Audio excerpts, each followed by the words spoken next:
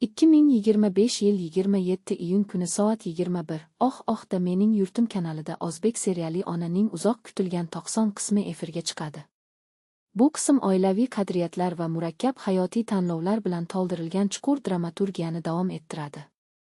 Serial o'zining samimiyati va hissiy chuqurligi bilan tomoshabinlar qalbini zabt etgan, yangi qism esa bundan mustasno bo'lmaydi. Ona, bu shunchaki serial emas, balki sevgi, fidokorlik va matonat haqidagi haqiqiy doston.